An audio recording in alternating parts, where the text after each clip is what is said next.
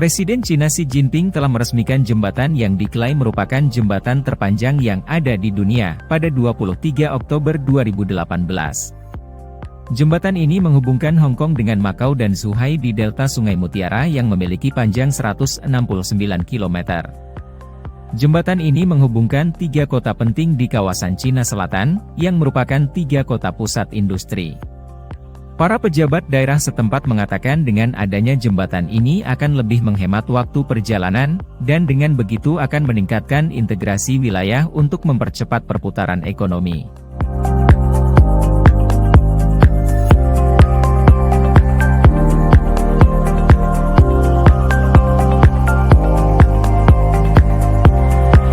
Besi yang dipakai dalam pembangunan proyek ini setara dengan 60 kali Menara Eiffel, di mana proyek ini mencangkup terowongan bawah laut dan jembatan itu sendiri.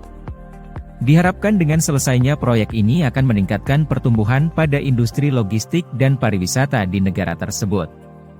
Sebelum adanya jembatan ini, perjalanan dari Hong Kong ke Zhuhai bisa memakan waktu hingga 4 jam, namun setelah adanya jembatan ini lama perjalanan bisa dipangkas hanya menjadi setengah jam saja.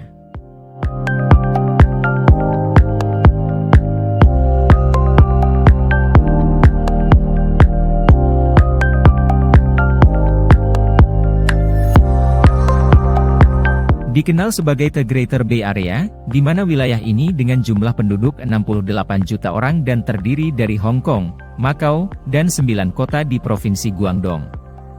Tujuan pemerintah Cina membangun proyek ini adalah untuk menyaingi pusat kegiatan ekonomi kota-kota besar negara lainnya, seperti Tokyo, San Francisco, dan New York.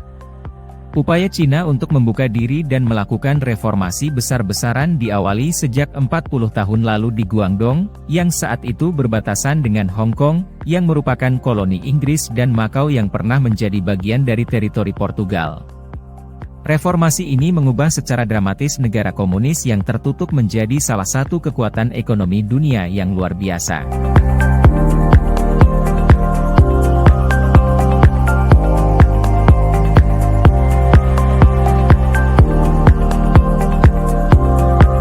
Bagian utama jembatan dibangun dengan biaya 6,92 US$ miliar atau sekitar 10,5 triliun rupiah, bertambah 25% dari anggaran semula. Jika ditambah dengan fasilitas-fasilitas lain dan jalan-jalan penunjang, maka proyek ini menghabiskan anggaran 15,3 US$ miliar atau sekitar 23 triliun rupiah, dan itu pun baru yang disumbangkan oleh Hong Kong. Tadinya, menurut jadwal, proyek selesai pada 2016, namun tertunda karena kekurangan material dan tenaga kerja.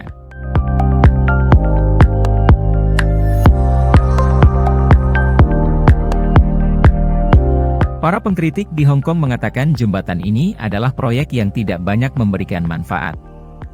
Mereka mengatakan tidak ada jaminan jembatan ini mendatangkan keuntungan ekonomis.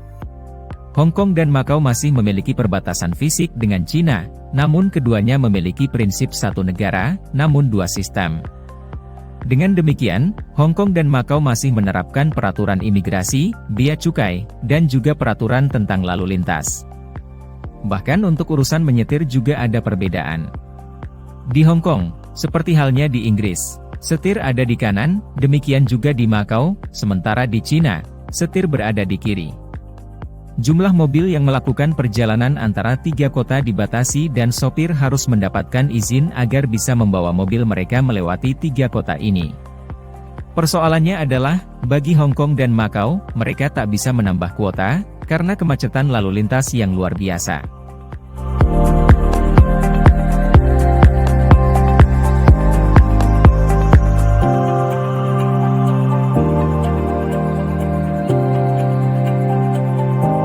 Pihak berwenang mengatakan, pada tahap awal diperkirakan 9.200 kendaraan akan melewati jembatan setiap hari, tapi angkanya kemudian dikurangi karena adanya pembangunan jaringan transportasi baru di kawasan.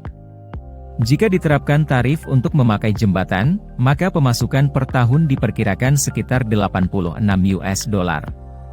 Tapi untuk biaya perawatan saja diperlukan sekitar sepertiga dari pemasukan tersebut. Sehingga, jembatan tersebut tidak akan mampu menutup biaya operasional apabila tidak banyak kendaraan yang menggunakan jembatan ini.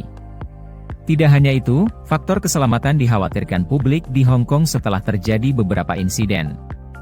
Belasan orang didakwa melakukan penyuapan tahun lalu terkait tes kekuatan beton di proyek ini yang hasilnya ternyata dimanipulasi. Selain itu, data resmi juga memperlihatkan bahwa ratusan pekerja cedera saat proses pembangunan proyek ini, beberapa di antara mereka terkena mesin berat, yang lain jatuh ke laut dari ketinggian. Anggota parlemen mempertanyakan apakah faktor keselamatan pekerja tidak dihiraukan demi mengejar tenggat. Beberapa keluarga korban menggugat kontraktor dengan alasan kontraktor tidak mengambil langkah-langkah yang cukup untuk melindungi para pekerja. Menurut surat kabar South China Morning Post, pemerintah Hong Kong mendenda 6 kontraktor, masing-masing sebesar $82.000 karena gagal melindungi para pekerja. Pemerintah China mengatakan para korban dan keluarga mereka sudah mendapatkan ganti rugi.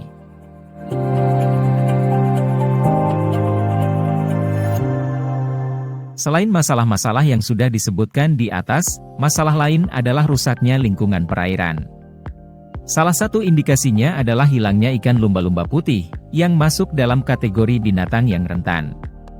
Organisasi Worldwide Fund for Nature mengatakan jumlah lumba-lumba putih di perairan Hong Kong turun dari 148 menjadi 47 dalam 10 tahun terakhir.